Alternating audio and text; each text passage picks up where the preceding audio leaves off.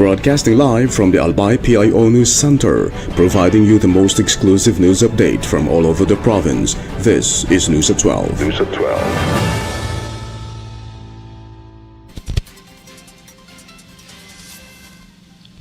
In the local scene, the Department of National Defense has expressed support for the provincial government of Albay's proposed township project and the planned relocation of defense facilities from the former Legazpi Old Airport site. Defense Secretary Gilberto Teodoro Jr. said a 39-hectare property no longer serves a major purpose for the agency following the closure of airport operations. He said transferring DND facilities closer to the Bicol International Airport in Daraga would enhance humanitarian assistance and disaster response efforts across the region. According to Teodoro, relocating disaster response assets to a more strategic location would allow faster deployment and improve operational efficiency during emergencies. The proposed township project aims to transform the former airport property into a new center for growth, investment and development in Albay. Governor Noel E. Rizal earlier said discussions with the Department of National Defense and the Civil Aviation Authority of the Philippines regarding the proposed development are already underway.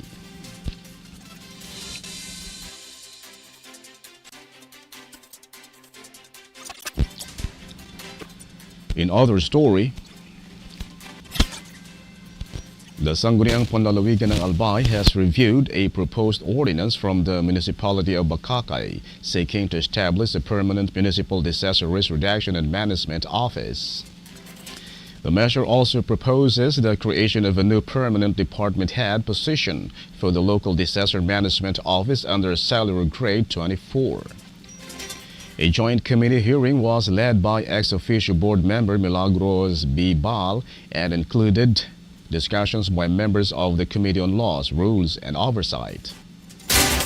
The ordinance aims to institutionalize a stronger disaster response framework through a dedicated municipal office and the creation of barangay disaster risk reduction and management committees. The committee concluded its legislative hearing on July 9 and agreed to incorporate key amendments before further action on the measure. The proposed ordinance is expected to strengthen disaster preparedness and support long-term resilience efforts in communities across Bakakay.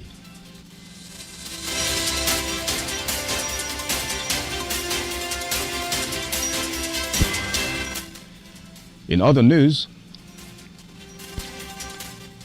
the Albay Provincial Health Office has expressed support for the second Bicol Summit on Health and Wellness Program for persons with disabilities aimed at advancing inclusive health care and improving the well-being of persons with disabilities across the region. The summit, organized by the Department of Health Bicol Center for Health Development, will be held on July 23 at the Proxy Hotel and is expected to bring together health professionals, policymakers, advocates, and other stakeholders. Discussions will focus on strengthening health rights and legal protections, improving access to healthcare services, promoting mental health and wellness, and addressing the financial and social challenges faced by persons with disabilities. Albay 1st District Representative Shelo Crisalbi Lagman will serve as keynote speaker, while experts from government agencies, healthcare institutions, and advocacy groups will lead discussions on inclusive development and equal participation. The Provincial Health Office said the summit will strengthen collaboration among key sectors and support efforts to build a more accessible and inclusive healthcare system in Bicol.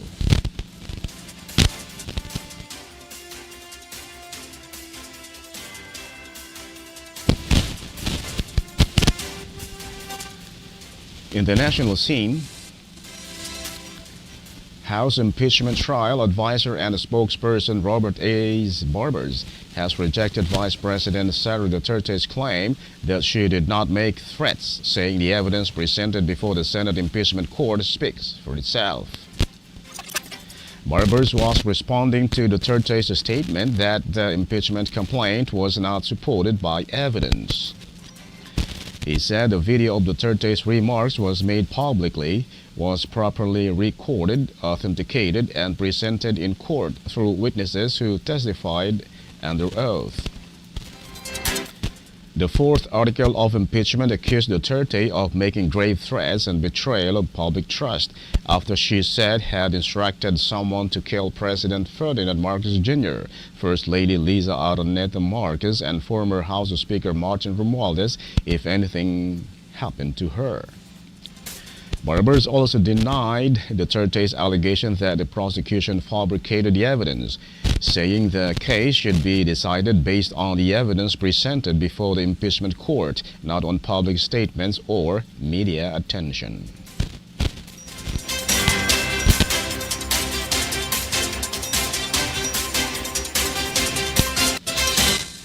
In other story, an impeachment prosecution witness told the Senate impeachment court that the alleged Operation Romanov threat was aimed at President Ferdinand Marcos Jr. and his family, not Vice President Sara Duterte and her relatives as previously believed. Former National Bureau of Investigation Cybercrime Chief Jeremy Lotok said their investigation traced the reference to remarks made by Davao City Mayor Sebastian Baste Duterte during a January rally. Lotok said investigators invited the person who first mentioned the alleged plot during Vice President Duterte's online press conference, but the person did not appear. As a result, the claim was considered unverified and unreliable. Senator Judge Panfilo Lacson said he also initially believed the alleged plot targeted the vice president. Lotok said their review of publicly available information led them to conclude that the Romanov reference was directed at President Marcos and the First Family.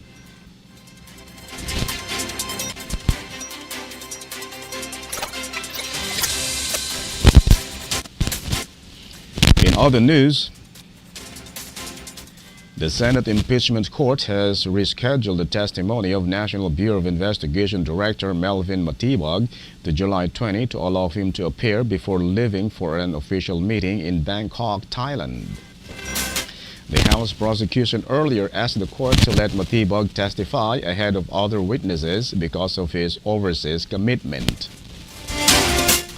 While the defense objected to changing the witness order, the Senate later agreed to move his appearance to July 20 instead.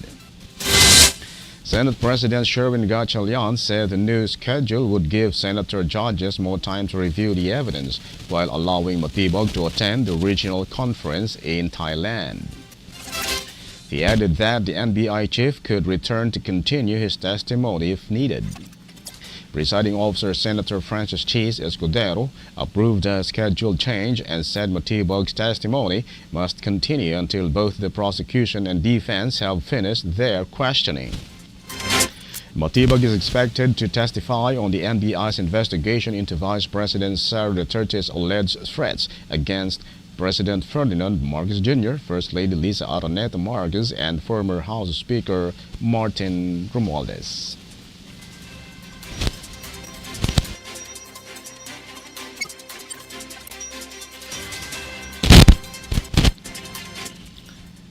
In the news outside the country, U.S. President Donald Trump has formally informed the U.S. Congress that the United States has resumed military operations against Iran. The White House said the strikes began after Iran allegedly attacked commercial ships passing through the Strait of Hormuz. Trump said the U.S. carried out limited airstrikes targeting Iran's missile sites, air defenses, military assets, and command facilities. He added that no U.S. ground troops were involved and said the operations were intended to minimize civilian casualties. U.S. President also warned that American forces are ready to take further action if Iran continues to threaten the United States or its allies, and reinstated its blockade of Iranian shipping. U.S. Central Command said ships traveling to or from Iranian ports will be restricted, while other vessels that follow the rules will be allowed to pass. Tensions between the U.S. and Iran continue to rise despite earlier efforts to reach a peace agreement.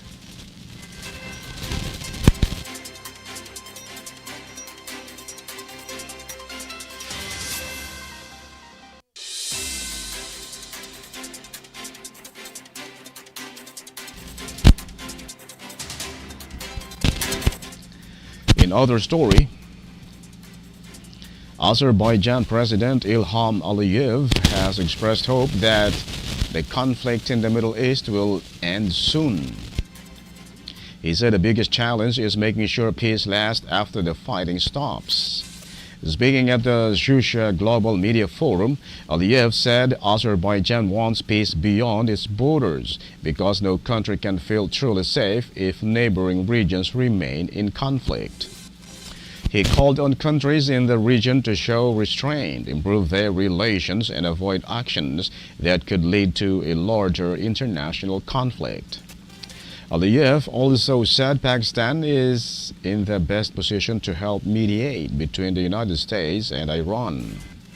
He added that any peace agreement should be fair, follow international law, and serve the interests of the people.